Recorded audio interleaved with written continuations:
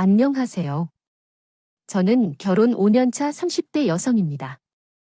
실은 삶에서 큰 어려움을 겪어본 적이 없는 사람입니다. 대단한 재벌가는 아니지만 부유한 부모님 밑에서 부족함 없이 자란 탓에 큰 욕심이 없는 성격이고 남에게 부러움을 느끼지 않고 만족하며 사는 성격입니다. 그러나 이런 나를 부러워하지는 않지만 따라가고 싶어 할 수도 있을 거예요. 부모님의 지원으로 공부도 열심히 하여 대학에도 잘 진학했습니다. 어느 날 인연처럼 사랑하는 남자를 만나 결혼하여 행복한 결혼 생활을 이어갔습니다. 하지만 어느 날 갑자기 큰 불행이 찾아와 깊은 고통을 겪었습니다. 그럼에도 불구하고 제게 사랑하는 사람들을 지키기 위해 노력하며 포기하지 않고 견뎌낸 덕분에 지금 다시 행복을 찾을 수 있었습니다. 제 이야기를 전해드릴까 합니다. 중산층 가정에서 자란 나는 부모님의 지지하에 잘 살아온 행운아란 것을 알지만 그 중에서도 가장 큰 행운은 남편을 만난 것이 아닐까 생각합니다.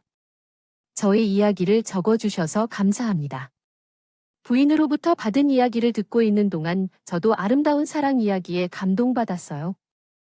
남편이 어린 시절부터 예의 바르고 성실한 인물이었다는 것을 듣고 그가 이미 많은 사랑받는 사람임을 짐작했습니다.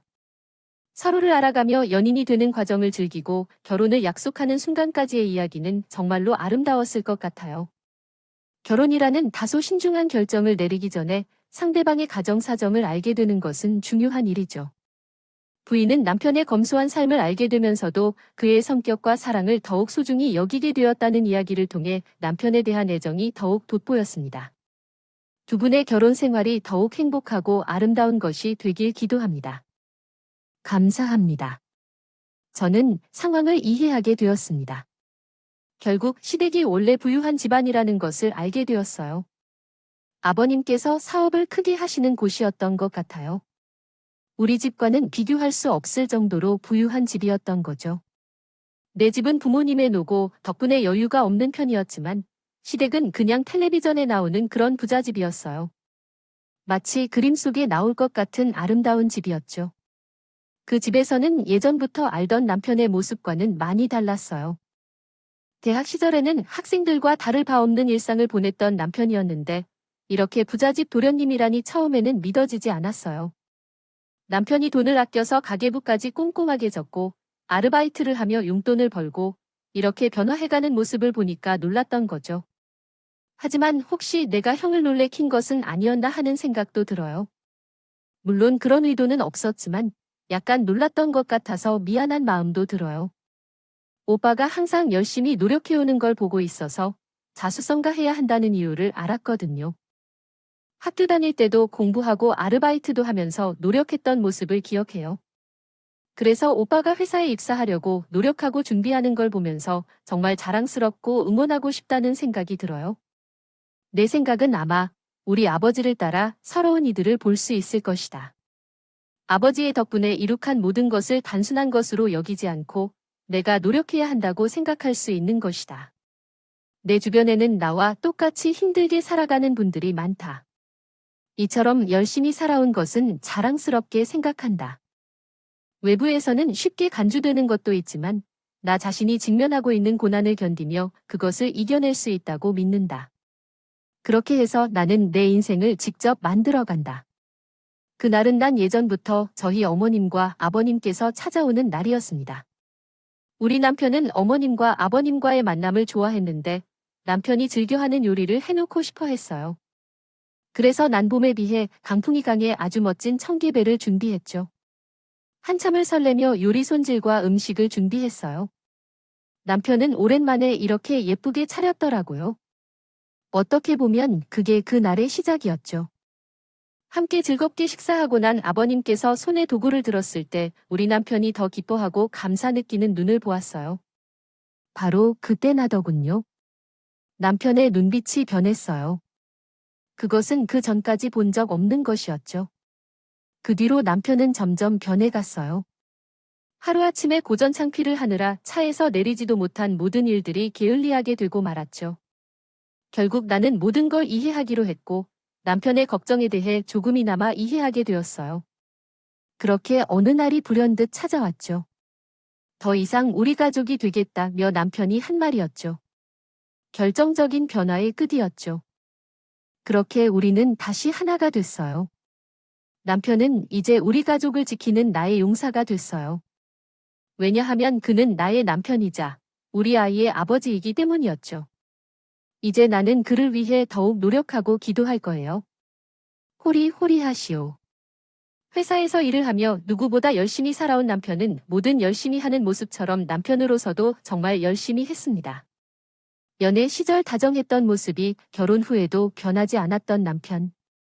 사무 차가운 외모와는 달리 애교 넘치는 남편 덕분에 우리는 여전히 사랑이 넘치는 부부였어요. 남편은 제 말을 꺾지 않고 잘 따랐습니다. 그래서인지 시댁에서도 제가 손 하나 까딱하지 못하게 하는 바람에 가끔은 시어머니 앞에서 민망해하곤 했어요. 시어머니는 남편의 모습을 어떻게 받아들였을지 궁금했는데 부당했을 거라고 생각했죠. 아, 중현아, 너희는 신혼아닌데 왜 그렇게 붙어 다니니? 너무 걱정하지 마라. 걱정도 적당히 해야지. 너를 잡아먹는 것도 아닌데 심부름 시키지 말아야겠다. 내 며느리를 편하게 대하지 못하겠다. 어머, 중현 씨가 챙기는 게 좀 부족한 것 같아. 그냥 주책 정도면 어디가 모자라? 내가 어디서 빠지는 걸로 보인다. 아무리 삐걱이 그래도. 네, 전 함께 살면서 발생하는 일상적인 소소한 문제들을 다룰 때 간혹 이런 성격의 대화가 발생할 수 있습니다. 이러한 상황에서는 서로 이해하고 포용하는 마음으로 대화하며 해결책을 모색하는 것이 중요합니다. 함께 이야기를 나누고 각자의 관점을 이해하며 서로를 존중하는 것이 가장 중요한 부분이죠. 함께 이런 어려움을 극복하고 더 나은 관계를 형성할 수 있기를 바랍니다. 저는 속상해했던 마음을 가졌습니다. 일반적으로 시어머니들은 아들을 특별히 사랑하는데 특히 외동아들이라 보다 속상해할 것이라고 생각했습니다. 하지만 시간이 지남에 따라 여러 차례 비슷한 상황을 겪게 되면서 시어머니의 마음이 그렇지 않은 것 같다는 생각이 들었습니다. 시어머니가 며느리를 질투하는 것이 아니라 내 남편을 싫어하는 듯한 모습을 보이는 것이었죠.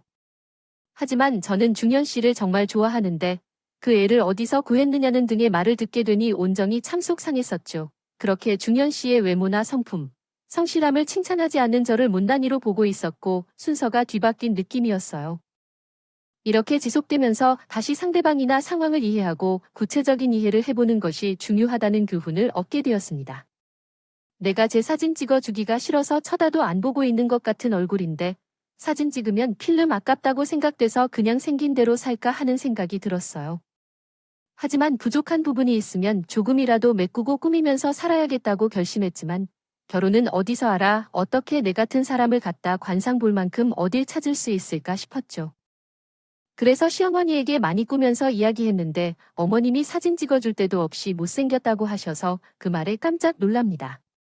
남편이 못생겼다는 건 진실이 아니었기 때문에 놀랐고 사실은 예쁘지 않아도 호감 가는 면이 있기에 대학 시절에도 많이 인기가 있었어요.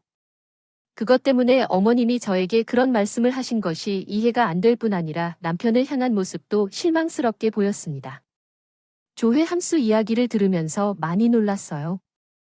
다른 시어머니들이 자식을 사랑한다는 마음을 가지고 계시는데 매우 의아했어요. 제 시어머니는 아들을 사랑하지 않아 보이는 모습을 보며 정말 이상했어요. 그런데 아마도 제 시어머니의 성격이 그렇게 시니컬한 건지, 제게만 그런 모습을 보이시는 건지, 아니면 의도적으로 그런 행동을 하는지 모르겠어요. 그 시어머니의 행동은 정말 불편했지만 시어머니가 아들을 어떻게 대해야 하는지 이해할 수 없었어요. 시어머니가 아들을 거하게 대할 이유가 있을까 생각했어요. 남편에게 이야기를 들어보니 시어머니가 그런 태도를 무시할 만큼 아들을 사랑하지 않는 것 같다는 얘기를 들었어요. 어렸을 때부터 시어머니로부터 많이 혼을 들었다고 하고 칭찬도 거의 받아본 적이 없다고 해요.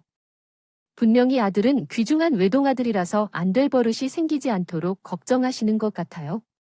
남편은 자식으로서 부러울 바 없는 하나뿐인 아들이라 주변에서 자랑스럽게 역임을 받으셨다는 이야기를 들었어요. 특히 할머님께서도 남편을 매우 소중히 여겨주신 것으로 알고 그로 인해 시어머니와 남편 사이에 문제가 생겼다고 합니다. 가끔 시어머니가 돌아가신 할머님 얘기를 할 때 손주 사랑이 유난하다고 하시는 것으로 봐서 남편은 사랑받은 대로 좋은 줄만 알고 거만하게 행동했던 모양이에요. 시어머니의 행동은 정말 이해하기 어려웠지만 아마도 그녀의 선입견 때문에 그런 모습을 보였을 것 같아요. 그래서 저도 그런가 싶을 정도로 시어머니를 이해하기 위해 노력했던 기억이 있어요. 시어머님이 걱정을 떠나고 남편과 나는 여전히 사이 좋은 부부로 몇 년째 신혼 같은 결혼 생활을 보냈습니다. 아버님의 회사 일을 돕던 남편은 좋은 성과를 거두며 아버님을 기쁘게 해주었고, 이제는 거의 모든 일을 맡아 처리할 정도로 신뢰를 받게 되었습니다. 그 결과 남편은 바빠지게 되었고, 가끔은 주말에도 출장을 떠나 외롭기도 했지만 가족을 위해서 불평 없이 남편을 응원해왔습니다. 어느 날 아버님의 전화를 받았는데 평소와는 다르게 불안한 기분이 들었습니다. 아버님이 쉽게 떨리는 목소리로 집으로 와달라고 말씀하셨습니다. 왜 이러세요? 무슨 일이세요? 물었지만 아버님은 진지한 표정으로 너 지금 집으로 와. 놀라지 말고 내 말을 들어라고 말씀하셨습니다. 어머니께서 걱정하시던 일이 있어서 남편과 함께 집으로 돌아가 보도록 하겠습니다. 지금 옷 챙겨 입고 곧장 병원으로 와. 내가 주소 보내줄 테니 차를 몰지 말고 택시를 잡아서 타고 와. 병원이라니 아버님 어디 아프세요? 지금은 모지 말고 그냥 얼른 와. 아버님 왜 제대로 말씀을 안 해주세요? 저 무서워요. 설마 중현 씨한테 무슨 일 생긴 거 아니죠? 안 그래도 중현 씨가 아까부터 연락이 안 되는 것 같더라고요. 출장 일보다 빨리 끝내고 돌아오겠다고 했었는데. 예영아, 중현이 말이다. 중현이 사고를 당했어? 그게 무슨 말씀이에요? 중현 씨가 사고를 당했다니? 미안하다, 아가 다 내 탓이란 말이야. 내가 갔어야 할 출장을 중현이 그놈을 보내는 바람에 돌아오는 길에 뺑이 차량에 치여 사고가 난 거래. 그나 사고가 크게 났는지 차는 흔적도 없고 사람만 겨우 구한 모양이야. 나도 전화 받고 가는 중이니 우선 너도 빨리 오는 게 좋겠구나. 남편이 출장을 다녀오던 중 교통사고를 당했다는 얘기에 저는 정신을 잃을 것만 같았습니다. 분명 몇 시간 전까지 저와 연락하면서 여느 때처럼 맛있는 거 사들고 오겠다던 남편이었는데 그런 남편이 오던 길에 사고를 당했다는 것이 도저히 믿어지지 않더라고요.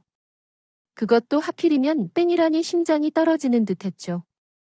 게다가 평소에는 진중하고 침착하시고 그렇게 정신없이 느끼시는 것을 보니 상황이 얼마나 심각한 건지 상상도 되지 않더라고요.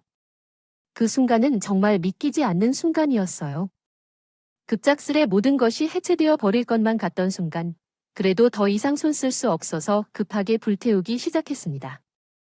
그곳에서 그쪽에서 팔을 낮추고 눈뜨고 있는 남편을 처음 발견하게 됐어요.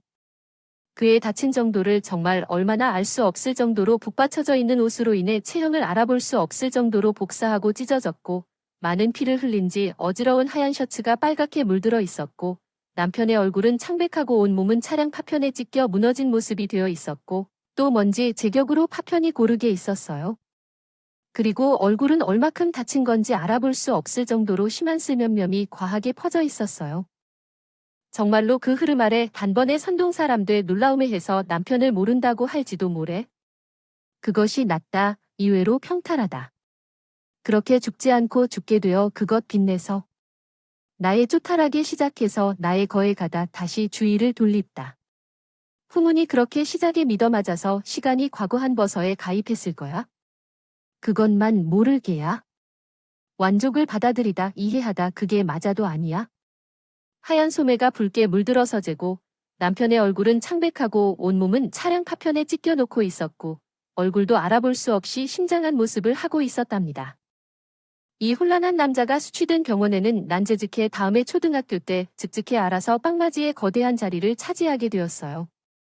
나이보 그쪽에서 먼지 잡아낼 거리에 나가게 됐고 아버지가 놀라서 그날 그녀를 보며 안심을 해준다. 그들도 걱정하지만 그가 그와 두기를 해야 하는 마음을 이해할 것이란 생각도 든다. 그리고 한편으로는 그 눈을 그리고 있는 곳이 원점에 도달하지 않게 한다면 분명 건강해질 것이다. 그것 빼야 나아났지만 어쩔 수 없어진 의료진들의 모습만 더 불안해요. 그짜임에 나의 남편이 나를 그만둔다고 끝에 정울를 퍼미로 다시 예상된 것을 다시 밟게 해요. 그 모습이 너무 충격적이 있어서 아무리 무뚝뚝한 어머니라도 그녀가 자신의 아들의 생사에 대해 그렇게 처절하게 저를 수 있는지 믿을 수가 없었습니다. 눈물 한 방울도 흘리지 않고 울부짖는 소리만 내며 정말 낯설게 보이는 모습이었지만 사람들이 너무 큰 충격을 받을 때 현실로 받아들일 수 없다는 말을 들은 적이 있어 어머니도 그럴 수 있다고 믿고 싶었습니다. 하지만 아버지는 링거를 삽입하는 등 힘들어하면서도 시어머니는 홀로 밥을 먹고 건강해 보이는 것이 제 마음이 받아들이기 어려웠습니다. 그런데 나중에 남편의 사고 소식을 듣고 특히 그 버릇이 있다고 했을 때 말이나 행동 부적절한 것을 지적할 때 사용하는 말로 생각합니다. 긴 이야기네요. 키운정이라는 비밀이 털어나오면서 가족들 사이에 마음의 상처와 혼란이 생겼습니다. 그러나 아버님의 솔직한 이야기와 사과로 상황을 해결하려는 노력이 돋보입니다. 중현이라는 아이가 혼자 자랄 때의 어려움과 고독함도 잘 묘사되어 있네요. 가족 간의 소중한 소통과 이해가 필요한 상황을 잘 전달했습니다. 내가 반드시 기르겠다고 생각했지만 돌아가신 어머니가 그 모습을 보지 못하셨어요. 아직도 살아있는 집사람을 보내지 못해서 가을의 세월이 가기를 원하지 않았지만 어머니가 이해하지 못할 정도로 자식이 살아있어서 행복하지 않다는 생각을 갖고 계셨어요. 그렇다고 어머니가 아들의 고통을 이해하지 못하는 것도 아니었고 이제 나는 중현이 엄마를 만나서 결혼하기로 결심했어요. 남편의 시어머니는 아들을 낳고 세상을 뜨고 나가셨는데 아들이 혼자 자식을 키우고 힘들어하는 것을 보지 못한 시할머니가 현재의 시어머니를 소개해주는 것이었어요. 아버지도 아이를 품으면서 엄마가 필요하다고 생각하셨고 그래서 결혼을 허락하셨지만 아버지는 아이를 위해 더 이상 자녀를 두지 말라는 조건을 제시했습니다. 그리고 아들을 많이 사랑하기에 사정이 어려운 것을 자녀에게 직접 말씀드릴 수 없었던 아버지 때문에 숨기기로 했어요. 아들이 자신의 어머니가 죽은 줄 알게 되면 얼마나 상심이 큰지 생각하며 그 생각만으로 가슴이 아팠고 진실을 밝히지 못했어. 중현이가 잘할 수 있을까 고민도 많이 했지만 이제야 진실을 말하려고 합니다. 누구 하나 나쁜 사람은 없다고 생각했죠. 너도 아는 바와 같이 중현이 엄마는 중현이게 소중한 사람이었어요. 아니잖니 그러다 보니 중현이 알게 모르게 상처가 있었을 텐데 그게 사실은 진모가 아니라 그랬다 생각하는 게 얼마나 고통스럽겠죠. 차라리 무심한 친모가 나았다고 생각해서 더 말을 못했단다. 아니나라고 내 자식에게 무심하게 구는 아내에게 섭섭하지 않은 건 아니었지만 그 사람이라고 그러고 싶었겠다 싶더구나. 낳은 자식이 아니다 보니 친자식 같을 수는 없겠지. 그래도 그 사람 나름대로 엄마 노릇은 잘해줘서 여자로서 자기 자식도 못 가지고 평생 남의 자식 키워준 것만으로도 고마울 일 아니냐. 그래서 가끔 섭섭하고 속상해도 말을 할 수가 없었다. 그런데 중현이 이렇게 될 줄 알았으면 차라리 솔직하게 말해줄 걸 친모 얘기도 못 해줬던 것이 이제 와서 후회가 드는구나. 미안하다. 남편도 모르고 있을 진실을 듣게 된 저는 충격과 당황에 아무 말도 할 수가 없었습니다. 그제서야 그동안 시어머니가 남편을 그렇게 대하셨습니다. 아들이 자신의 어머니가 죽은 줄 알게 되면 얼마나 상심이 큰지 생각하며 그 생각만으로 가슴이 아팠고 진실을 밝히지 못했어. 중현이가 잘할 수 있을까 고민도 많이 했지만 이제야 진실을 말하려고 합니다. 누구 하나 나쁜 사람은 없다고 생각했죠. 너도 아는 바와 같이 중현이 엄마는 중현이게 소중한 사람이었어요. 아니잖니 그러다 보니 중현이 알게 모르게 상처가 있었을 텐데 그게 사실은 진모가 아니라 그랬다 생각하는 게 얼마나 고통스럽겠죠. 차라리 무심한 친모가 나았다고 생각해서 더 말을 못했단다. 자식 같을 수는 없었을 거라며 남편에게 애정이 없던 시어머니를 감싸주지만 그런 아버님의 마음은 이해하면서도 그동안 시어머니가 남편에게 모질었던 것이 너무하다 싶었습니다. 아버님 말씀대로 친자식으로 키운 것만이 최선이었을 이제 의부 아들에게 무정하다. 시어머니가 야속하기도 하고 그렇다고 키워주신 은혜를 모른 척할 수도 없으니 참 복잡한 심정이었어요. 그리고 나서 나는 나의 이 소녀와 관련하여 신경을 써야만 했다. 처제의 아들이 생사불명인 사이에도 그녀는 한 줄기 눈물을 보이지 않아 와중에 그동안 남이 아닌 부모님이라고 생각했던 시어머니가 마음속에서 남편과 아들로 삼은 것 같은 감정이 있겠구나. 자연스럽게 의심이 들었다. 그렇지만 남편이 언제 깨어날지 확신이 없는 상황에서 그런 걱정이 무슨 의미가 있겠느냐면서 나는 또 다른 생각을 접고 순전히 남편을 구하는 데 집중했다. 그렇게 나는 남편 곁을 떠나지 않고 정성껏 돌보았다. 아무리 나의 노력이 컸던 것인지 남편은 한 손가락도 움직이질 않았다. 그럼에도 불구하고 희망을 잃지 않고 매일 남편의 몸을 섬세하게 관리하며 남편이 눈을 뜨기를 바라았다. 혹시 내가 없는 동안 눈을 뜨면 어떡하지 하는 생각에 화장실에 가거나 마음 놓을 틈이 없을 만큼 남편 곁을 지켰다. 그러한 나의 노력이 대단하게 보였는지 그동안 나의 일에 별로 관심 없어 보인 시어머니마저도 나의 걱정을 하시는 것을 느꼈다. 나의 대신 남편을 돌볼 수 있다면서 말이다 하지만 내가 다른 이유로 진심을 의심하고 나는 믿지 못했다. 내가 남편의 출생 비밀을 알게 된다는 것을 어머니는 몰랐기 때문에 너 걱정할 일 없어. 그러다가 먼저 내가 어떻게 될까 걱정이 더 큰 것이겠지만 너부터 건강 챙기고 중현이 나에게 맡겨 너는 집에 가서 푹 쉬어라. 자식 같을 수는 없었을 거라며 남편에게 애정이 없던 시어머니를 감싸주지만 그런 아버님의 마음은 이해하면서도 그동안 시어머니가 남편에게 모질었던 것이 너무하다 싶었습니다. 아버님 말씀대로 친자식으로 키운 것만이 최선이었을 이제 의부아들에게 무정하다. 시어머니가 야속하기도 하고 그렇다고 키워주신 은혜를 모른 척할 수도 없으니 참 복잡한 심정이었어요. 휴마는 그러면서 의뢰 시어머니의 도움을 받고 있는 거지. 너는 물론 유토리가 없잖아. 나는 괜찮아, 어머니. 어떻게 집에서 즐기고 있을까? 난 오히려 남편 옆에 있는 게 더 편한데? 너도 잘못되면 누가 고통스러워할래? 그래 놓고 쉬어가라. 내가 너 없이 잘 돌보겠지 않니? 아마 내가 너보다 더 잘 알지도 몰라. 중현이 내 아들인데 자식의 건강을 돌봐주는 건 엄마 할 일 아닌가? 아니, 젊고 건강해서 어머니는 연세도 있고 몸도 약하시고 결혼한 자녀를 돌보는 게 맞지 않나? 어머니가 걱정을 이해하지만 나는 정말로 괜찮아. 내가 중년과 함께 살다가 고집을 가지게 된 건 왜일까? 고생하고 싶으면 내가 알아서 해. 시어머니가 이러다 내가 같이 잘못 들면 걱정된다며 나의 남편을 자처했겠어? 자식은 아니더라도 30년을 기른 의부아들을 해코지 하시나 보려 했지만 어머니가 긴장할 때에도 남편을 걱정하지 않는 분이라 남편을 맡길 수 없었어. 그래서 나는 좀 더 고생하더라도 나의 손으로 남편을 돌보아야겠다 다짐하며 남편을 더 열심히 돌봤다. 한 번은 쓰러질 뻔한 남편을 병원에서 돌봐야 하네. 그리고 그때 시어머니에게 전화가 왔어. 예, 아직까지 깨어 있네요. 내가 너가 그럴 줄 알았어? 계속 못 자는 건 정말 고생이야? 아니야. 아까 저녁에 잠깐 자고 일어나서는 이해해요. 넌 밥을 먹으면서 하는 거니까 괜찮아. 하지만 정말로 너도 아프면 나까지 어쩌라고 해야 돼?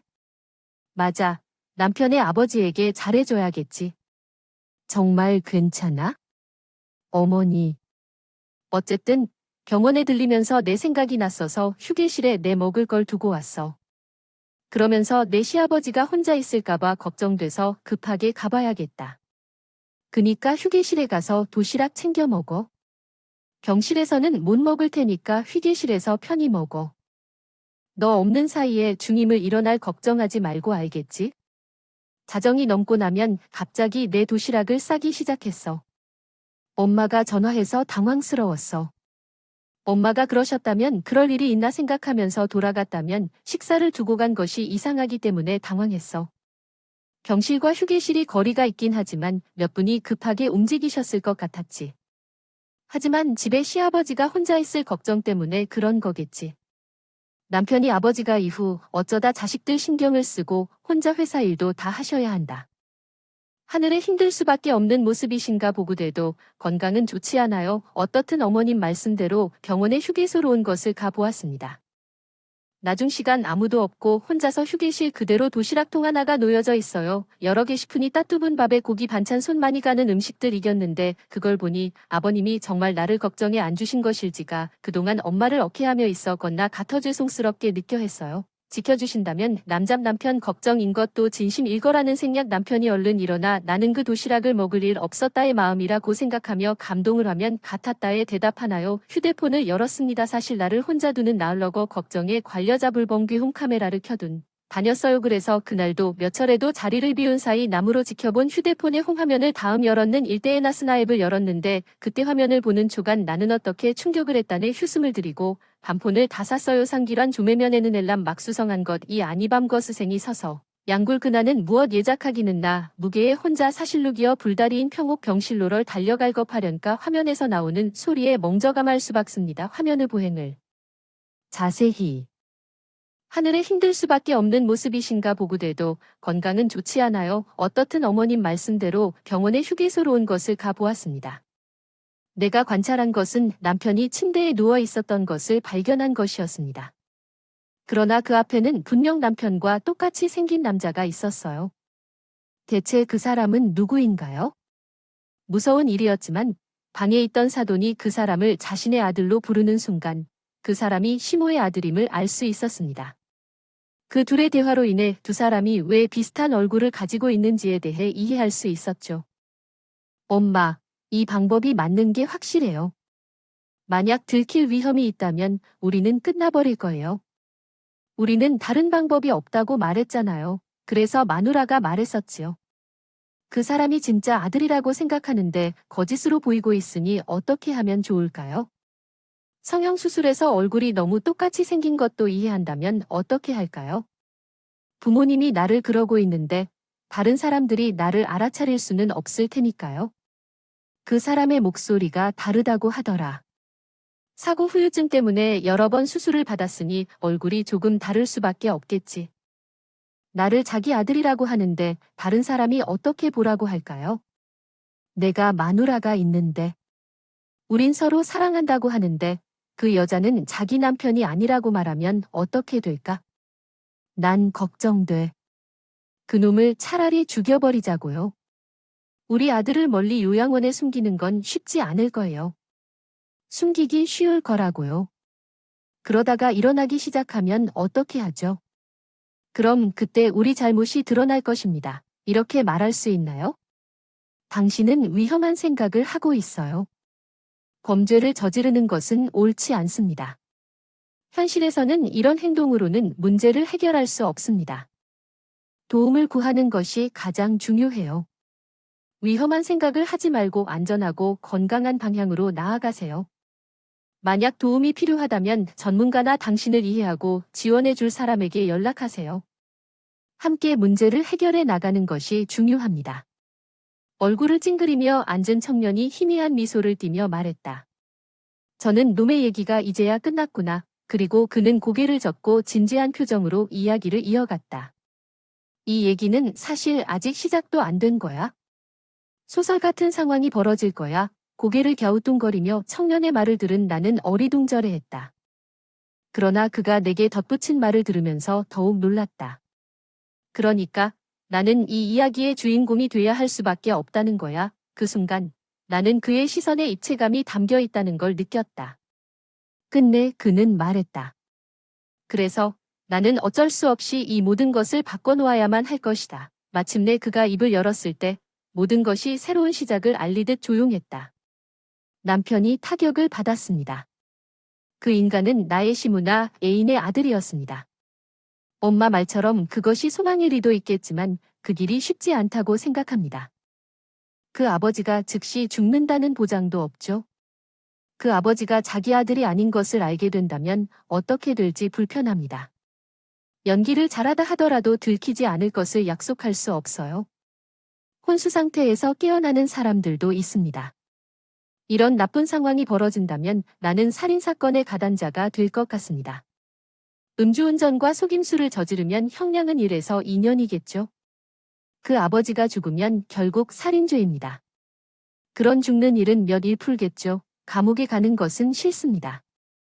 그러므로 후회를 없애기 위해 그 아버지와 그 인간을 죽이고 그에게 죽음을 뒤집어 넘기자고 하나요?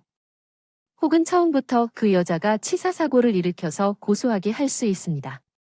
나대실로 증언하면 될 것입니다. 사고 당사자가 그런데 의심을 하겠습니까? 왜 이렇게 사고로 나를 비방한 것이냐? 나를 비방하지 않으려고 어떻게 행동했는지 알겠죠? 나 대신에 아버지 장례식을 치리하는 것이 나을 것입니다. 그가 집으로 돌아가지 못할 때 엄마가 모두 다 할 것이라고 했을 때 왜 내가 그것을 하지 못하고 있나요? 최대한 숨을 검할 때 추해요. 엄마가 알아서 처리할 것이라고 했던 순간 왜 술을 마시고 온전에 그를 치는 것입니까? 사고를 내조차 끔찍한 운명이지만 어떻게 그런 일이 있었을까요? 아니요, 이것은 기회라고 생각해요. 이제 잘 될 것 같아요. 저 엄마 말만 믿고 살아온 삶이 벌써 20년이 지났어요. 엄마가 있는데도 없는 것처럼 생각되더라고요. 아버지랑 슬퍼하며 살아오면서 얼마나 비참했는지. 그놈이 계속 살았다면 몇십 년을 그렇게 살았을지 모르겠어요. 그래서 그냥 이참에 모든 것을 처리하는 게 나을 것 같아요. 그놈이나 그의 아내나 그의 친구를 없애면 끝이라고 생각해요. 의뢰가 들리는 제 남편에게는 그렇게 호각합니다. 시무는 자기 아들을 얼마나 돌봐주는지, 남편의 범죄자 아들을 숨기고 제 남편의 것을 가져가려고 성형을 시킨 그 모습은 매우 가슴 아파요. 그래서 수십 년째 시아버지를 속일 뻔뻔한 두 사람의 계획이 쉽게 들킬 것을 예상하지 못했을 것입니다. 처음부터 다른 사람의 삶을 살 계획이었기 때문이죠. 그러나 변수가 되었네요. 두 사람의 계획을 알게 된 순간 경찰을 불렀습니다. 제가 찍은 영상을 보여주며 두 사람의 살인 계획을 알렸어요. 경찰들도 놀라서 영장을 발부하지 않고 그 자리에서 두 사람을 체포했어요. 그러나 재판은 어떻게 결론이 날지 알 수 없었습니다. 제 남편과 내 자신의 신체적 건강은 존경 때문에 손해를 보지 않았지만 만약 가볍게 형량이 결정된다면 어떻게 될지 걱정이었습니다. 다행히도 제가 녹화한 영상이 증거로 받아들여졌고 시어머니의 친자식이 우리 남편을 때린 증거까지 발견되어 두 사람은 중형 확정을 받았습니다. 아버지는 시어머니에 대한 진실을 알게 되어서 충격을 받으셨지만 두 사람이 중형을 받는 것을 보고 위로를 받으셨습니다. 그리고 사랑하는 아들이 건강하다는 것으로 안심하고 그 이후로는 아들을 위해 힘차게 버티셨습니다. 저희 남편이 다시 깨어날 것을 믿었고 저도 매일 울며 기도했습니다. 우리의 노력이 높은 곳에 닿았는지 남편이 의식을 찾은 것은 2년 만에 일어났습니다. 의사 선생님도 놀라서 기적이라고 말씀하셨습니다. 이후에 남편은 재활과 수술을 받으며 건강한 모습을 되찾기 시작했습니다. 남편이 잠에 빠져 있는 동안 무슨 일이 있었는지 남편도 모두 이제 알게 될 것입니다. 그래서 남편은 다행히도 저희 우려와는 다르게 충격을 빨리 극복해 나갔어요. 한참 죽어간 줄 알았는데 살아나니 모든 게 새롭게 느껴졌어요. 그 후로 남편은 제가 도와줌으로써 빠르게 건강과 웃음을 되찾게 되었고 오랜만에 마음 답답해하시던 아버님은 남편에게 회사를 물려주고 지금은 노인대학을 다니며 평안한 노후를 즐기고 계십니다. 아버님은 수십 년간 함께한 가장을 떠나셔서 더욱 힘들어했을 텐데도 잘 버텨주셔서 정말 고마운 마음이 들어요. 그래서 저와 남편은 아버님 대신 앞으로도 오래도록 잘 돌봐드리려고 해요. 그리고 제 속에 해를 끼치려는 그들에게는 오랜 기간 동안 어두운 감옥에서 죄를 묵상하길 바라지요. 그럼 이야기를 여러분께 전달하며 모두 행복하시길 바라겠습니다. 감사합니다.